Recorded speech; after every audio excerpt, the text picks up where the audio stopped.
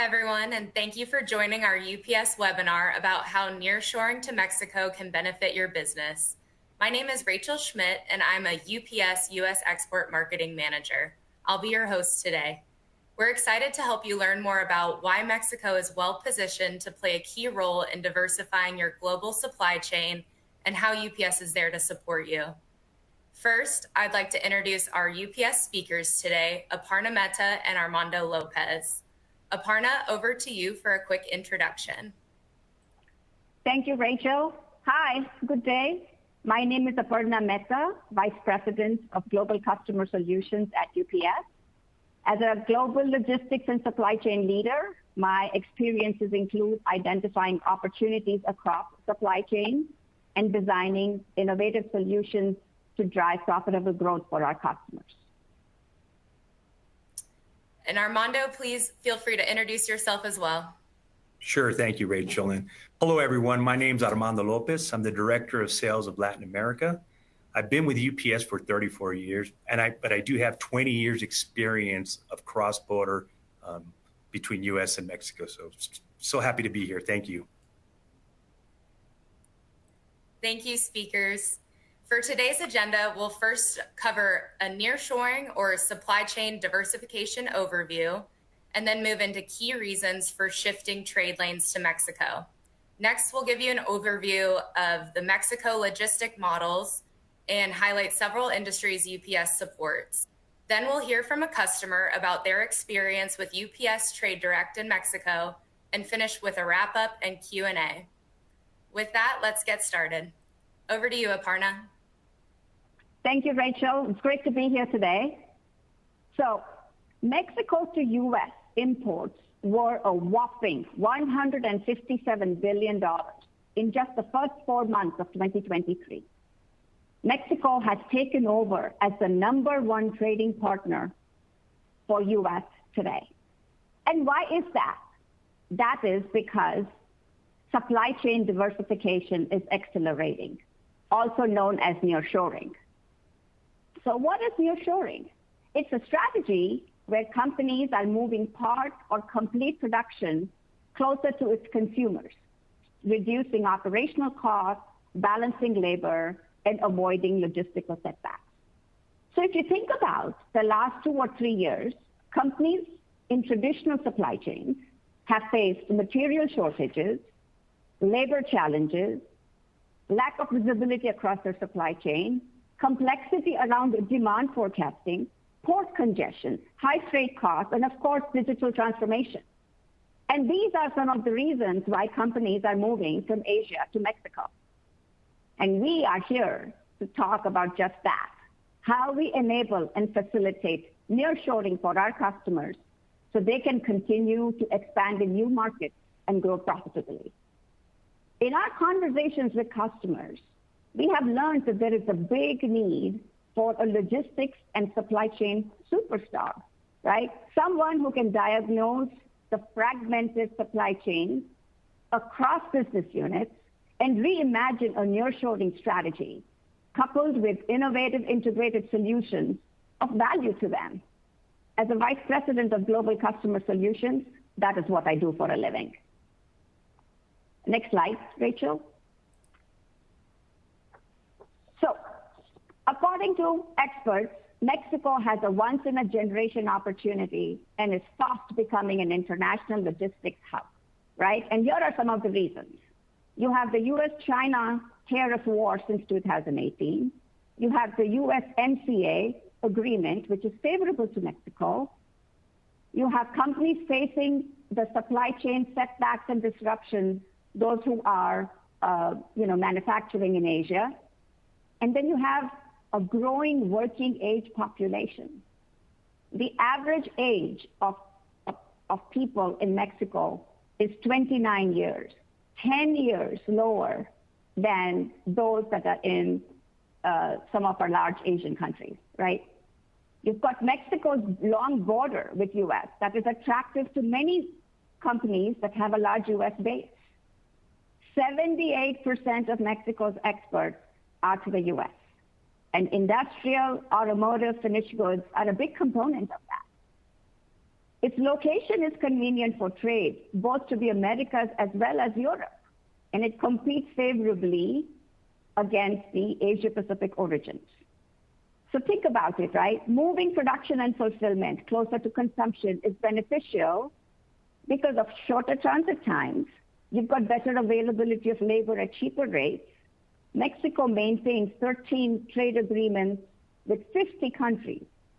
And there is risk mitigation due to reduced supply chain setbacks. All these benefits help make companies better suited to manage the uncertainties associated with demand forecasting, changing consumer expectations, port congestions, while they continue to define their unique proposition. So with this, I'll turn it over back to you, Rachel. Yes, so next we'll move into key reasons for shifting trade lanes to Mexico. Armando? Yeah, thank you, Rachel. So as we see shifts in supply chains, Mexico is well positioned to benefit from the trend, mainly driven by the attractiveness of being a low-cost market to move sourcing, production, and fulfillment closer to the end consumer, specifically those companies that have a large U.S. customer base. 78% of Mexican exports are destined to the United States. On the import side, as Parna was mentioning, this year Mexico has seen an increase of 4.3%, whereas the U.S. and Canada had seen single-digit negative growth. Two driving factors that are supporting growth in Mexico is a USMCA agreement, which companies can leverage duty-free shipments, and de minimis or Section 321 type shipments, which allows for shipments to move duty-free under $800 to ultimate consignees per person. Forecasters on trade lane shifts predict growth of up to 42% for manufacturing and logistics carriers by 2029 in North America. Mexico's location is convenient for trade throughout the Americas and Europe and competes favorable versus Asia origins. Again, key advantages are shorter transit times and lower cost. We can move on to the next slide, please. So the rise of nearshoring in Mexico traces back to the 1980s, when the country began to attract foreign investment in the manufacturing sector, and it accelerated with the implementation of the North American Free Trade Agreement in 1994. NAFTA has since converted to the USMCA, which continues to provide competitive advantages for Mexico. When you couple the USMCA along with its proximity and infrastructure to the United States, it only makes business sense to take a deep dive into what opportunities exist. In 2022, Mexico has seen tremendous growth in nearshoring, and it is reaching a higher level of specialization and productivity while looking to expand capacity. In the first half of 2023, Mexico recorded over $29 billion of foreign trade direct investment amid the nearshoring boom, according to the Ministry of Economy. The United States represents 43% of that investment. Of that 46% of foreign direct investment, it is concentrated in Baja California, Sonora, Chihuahua, Monterrey, Guadalajara, Querétaro, Mexico City, and Mérida, which strategically are aligned with our footprint. UPS can simplify cross-border logistics for our customers. We have a broad and complete portfolio of services within the North American trade lane. But more importantly, we can provide a tailored, integrated end-to-end solution for your supply chain, originating from Asia, connecting in Mexico, with final delivery into the US and Canada. We can move on to the next slide, please. Thank you, Armando. Next, we'll move into Mexico logistics models and the industries supported. Aparna, over to you. Sure. So there are two primary nearshoring models, right? And it is differentiated by mode utilization and warehouse location. It's either near distribution, where you're bringing in finished goods through air or ocean into Mexico, and then export it to US. Or it's near manufacturing, where manufacturers are moving or adding production lines in Mexico. In either case, UPS has a complete portfolio, not limited to transportation, required to unlock the advantages at every step with an end-to-end solution, from inbound transportation to Mexico import and transport to storage, Mexico export, US import, and US final mile delivery for its consumers looking to shift or enhance their trade lanes in Mexico. Back to you. Armando, Thanks, if you Aparna. could. Yep. Yeah. So we at UPS support industries across the board and across borders. The main clusters of manufacturing industries that benefit from opportunities for nearshoring in Mexico are the following sectors. On healthcare, if it's temperature control and time-sensitive shipments, we have the best-in-class portfolio to support your needs, with state-of-the-art visibility and premium service with our UPS Premier. Medical devices are a key industry in Mexico, and typically we find those along the border cities and within the triangle. Automotive and auto parts, Mexico ranks among the leading suppliers of parts and components worldwide. And also the main aerospace clusters in Mexico, you'll find those located in Sonora, Baja California, Chihuahua, Nuevo León, and Querétaro. Those states provide incentives for companies to move their operation into their cities. As we know, for high tech, speed to market is crucial. So Mexico's proximity, capacity, and lower costs help in creating value pools. UPS is consistently evaluating opportunities to grow in strategic markets, and Mexico is one of them. We have added air capacity in key markets. We have added air capacity in Monterrey, Tijuana, Querétaro, and Mexico City. If we can move on to the next slide, please. So on the agenda, sorry, is a customer story. Today we have the great privilege of Luis Baez to join us. Luis Baez is a general manager of West Coast operations for Manual Woodworks and Weavers in Tijuana, Mexico. He has 40 years experience in the textile industry, managed product development for Levi Strauss, project planning for new sewing and laundry facilities in the US and offshore, managed factories in Honduras, Kansas City, Miami, and Tijuana, managed logistics and customs for all southbound raw materials and northbound finished products, managed and direct quality utilizing ISO and military standards, manage and direct customs printed textiles with direct to fabric and dye sublimation. Luis, I'll pass you the word. Hello, my name is Luis Baez, and I want to talk about what we do and what our experience is. My company is Manual Woodworkers, based out of Hendersonville, North Carolina. It was established in 1932. Is textile weaving, dyeing, cut and sew, dye sublimation, and digital printing. What we do is we're the middleman. We produce products that our clients receive as digital orders, and we actually do the production. We make pillows, totes, pouches, t-shirts, and backpacks. And we do this all within 48 to 72 hours of receiving that order. We cross the border and it ships out of San Diego. We do not have our own website. Our clients are, you would recognize all of them. I don't really want to list them, but the biggest retailers in the world and some mom and pop shops. We have facilities in North Carolina and in Germany. We were the last ones to start up in Mexico.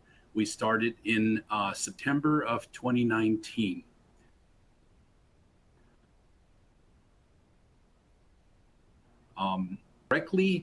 Because we ship directly to consumers, and a large percentage of our customers are in California, Tijuana became our logical choice. Upon crossing the border, you can ship directly from San Diego. We utilize the 3-2-1 production model. And our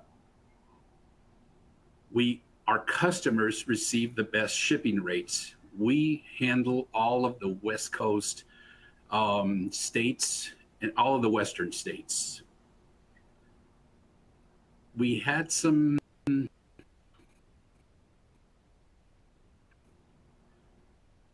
but very quickly, we started in August and our first shipment was in September. From day one, UPS was our transportation and cross-dock facility. We've had a great relationship with UPS. I visit their cross dock every couple of weeks. We communicate constantly. We have excellent communication with their customer service, and I can't really complain about anything to do with our northbound transportation. We continue to. Right now, we are in the middle of our busy season. Our busy season starts in Thanksgiving and ends a couple days before Christmas. UPS is our critical partner. They pick up at our facility here in Tijuana. They cross the border, and they deliver their goods to the cross every single day. Our clients select the shipper, and that shipper picks up at the UPS cross dock. The most important thing on considering for a logistics partner is it is crucial to have a dependable partner that conforms to the CTPAT standards for shipments that cross into United States, both because of U.S. customs and Mexican customs. Thank you. Thank you, Luis. And now we'll do a wrap-up slide with Armando and followed with Q&A. Armando, over to you. Thank you, Rachel. So look, diversifying your supply chain makes business sense. The key advantages for nearshoring in Mexico are the following. Tax and tariff benefits. It will enable key trade efficiencies and reduce operating costs. Streamlined supply chain. Shifting trade lanes simplifies and shortens supply chains, reducing logistics and inventory carrying cost. Proximity to market. Being closer to demand to your customers allows you for faster response, time in transit, and improved customer experience. And a key one that we all recently experienced was the pandemic, through risk mitigation. Using a regional supply chain model can limit the risk of global disruptions. If you take a look at the right-hand side, we put together an illustrative cost example comparing the conventional supply chain of Asia to the U.S. model to a diversified Mexico to U.S. model. As you can see, the example is assuming a maximum of Section 301 tariff rate of 25%. But as you can see, there is a substantial savings to be gained. We would be delighted to arrange a meeting with you to provide a thorough consultation where we can guide you through our model and provide recommendations. At this, I'll turn it back to you, Rachel. Thank you. Thank you all. So with that, we'll open Q&A. Please submit your questions in the chat for us, and we'll do our best to answer live or follow up over email with questions not covered today. Also, for additional information or inquiries, please reach out to the email listed below or on the screen, supplychainshift@ups.com, or contact us by scanning the QR code on the screen as well. So I'll open up some questions first. The first being, can UPS help me with nearshoring and optimizing my supply chain? Aparna, could you take that one? Yes. And the simple answer is yes. We absolutely can, like Armando just mentioned, right? Connect with us and we can provide you a consultative visit, right? To just basically understand where you are in your supply chain decision making today. And then from there, we can explore alternatives and provide recommendations. So we can absolutely do that. Thank you, Aparna. And one more, I think, for you. What are the top reasons for shifting trade lanes and reorganizing supply chains? Yes. So some of the reasons are, the number one thing was we saw during the pandemic was there were material shortages. There was challenges with labor. There was challenges with equipment, right? We had the port congestion that really impacted the customers quite a bit. And then while all that was going on, there were changing consumer expectations. So being so far away, the complexity surrounding managing risk increased considerably. And so that's some of the reasons companies are looking to move closer to their consumer base, so they can have better flexibility, better agility, reducing operational costs, risk mitigation, and the other one thing is labor. Thank you, Aparna. Another one is, my company is thinking about Mexico nearshoring, and there seems to be a lot to consider. What is the best starting place or first thing to consider? I can take that on. Okay. Yeah, contact your salesperson, or also the supply chain shift email that we have on screen. That would be the ideal if you don't have a salesperson with us. But that would be the best starting point. Thanks, Armando. Another one is, what is a realistic timeline for beginning a Mexico-based operation? I can take that, Aparna. So, I mean, it depends, right, on many factors. So, like where you are in the decision-making process, have you already conducted your research and analysis? Are you looking to buy, build, or rent? Are you current, future supply chain, et cetera? And this kind of goes back to my comments earlier. We would be delighted to be able to sit down with you, walk you through that process, make sure we ask all the right questions, and go through that model to see where exactly you are at this time and see how we can support you. Thanks, Armando. Another question is, does UPS help with finding suppliers? We'll have to kind of look into that and get back to the audience, Rachel. Perfect.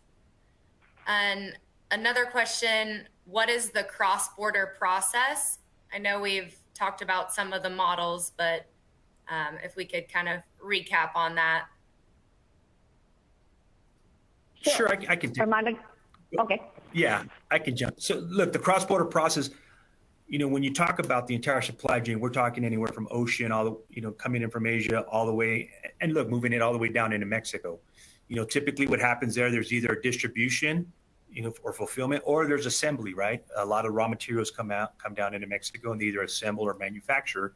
And then at that point, then they cross back into the United States. But we do have those capabilities end to end. We would love to be able to go into further discussions with you and get a better understanding of what the needs are. But that typically is when we talk about cross-border on the southern border. Thank you. Another question is, could nearshoring to Mexico be beneficial for Caribbean supply chains?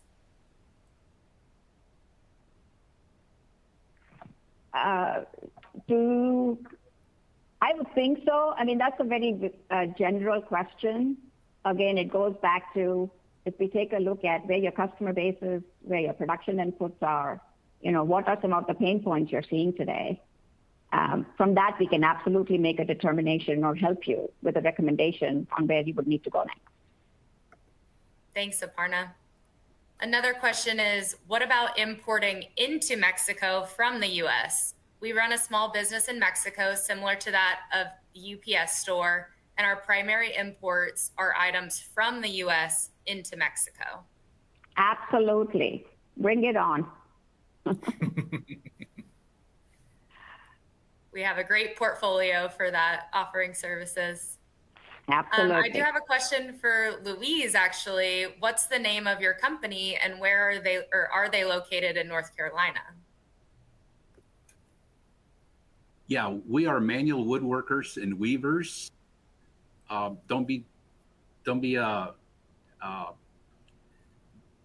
distracted by the name. They started making wooden toys in Hendersonville, North Carolina. It's a private company, and they are located in Hendersonville, North Carolina.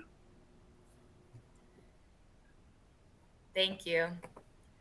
Another question is, do most customers opt to ship direct to consumer if separately packaged, or import into the U.S. for distribution? The big advantage is the first. Being able, if you have the ability to ship directly to your consumer, that's the way to go, because you can take advantage of the de minimis and the Section 321. But if some companies are not able to do that, so we also have the alternative of doing consolidated crossings into the U.S. and shipping to the distribution. But this is where we're getting into we're having that conversation and asking the right questions, weighing out everything. This is where that consultative approach that we can provide can help you make those type of decisions. What's the best route? Thank you. Another question is, what are some signs I need to look for in my business to see if nearshoring is an option? I would take a look at your, there are changes in your operational costs, right? Are you having setbacks from your delivery time? Are you having uncertainty, from the planning to execution process? And then is your product keeping up with the changing consumer expectations? What are your large pinch points, and which of those are directly attributing to the distance and the characteristics of a traditional supply chain? And if you have some of those signs, go ahead, Sorry, Armando. I would also add to just, if you want to lower your cost and speed of market, right? So the beautiful thing about Mexico is where the locations, right? If you have West Coast opportunities, or if that's where your customer is based, that's where Tijuana fits in nicely, or even Sonora. If you need to go to the East Coast, that's where areas like Laredo and Reynosa, and as you go to the Bajío, where that corridor feeds, those are unique things that you can do as well. So the biggest drive to me is really customer. How do you improve your customer experience, but also lowering your cost. Yep. And if your consumer base is largely in the U.S., it makes perfect sense to come to Mexico. Thank you. Another question how were U.S.-based manufacturers affected by COVID-19 pandemic? Were supply chains between Mexico and the U.S. impacted by this? So we did a survey, and I think you might have seen it on one of the slides. On the survey, 94% of the companies that we talked to said they would like to add or move part of their supply chain to Mexico. These are U.S. companies. So, you saw in the stats that Armando had reviewed earlier, right? There is direct investment from the U.S. into Mexico. I think it was 46% of the foreign trade direct investment was U.S. And yes, so when you say impacted, I would say it's positively, right? If cost reduction and continuing to enhance your value proposition is your key goal, then being close to your consumers while also taking advantage of your lower costs and having greater flexibility, less supply chain setbacks. Those are all the reasons why you're seeing so much growth in Mexico today. Thanks, Aparna. Another question, are components like fabric imported from Asia to Mexico with the end destination of the finished goods being the U.S.? Do duties apply to those? If you're able to ship it under Section 321 direct to the consumer, that would apply, the Section 321 de minimis. But where I would like to be able to talk to that person, bring in our subject matter expert, because textiles can be a little bit, I'm going to say tricky, but more technical. So I don't want to give that 100% of it. That would be the case. But yeah, if you're able to, because at the end of it, it's an informal entry, and it's under, as long as it's under $800, you should be okay. But we would love to be able to have that discussion. Thank you. I have another question for Louise. What are the biggest challenges you've encountered producing in and shipping from Mexico?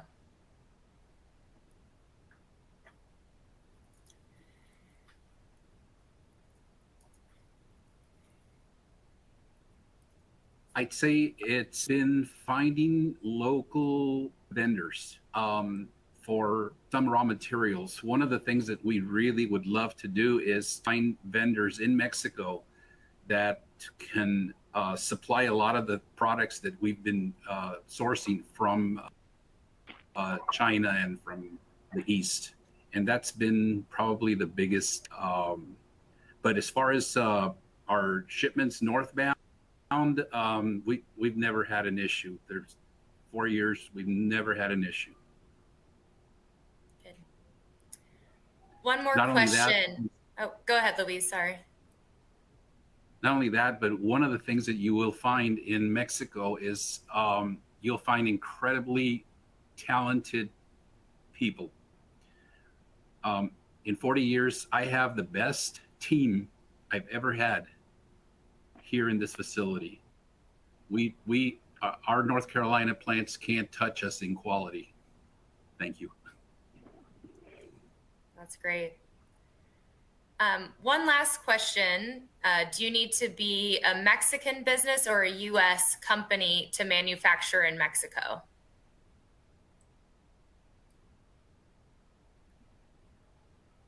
Armando, do you want to take that? You can be in either.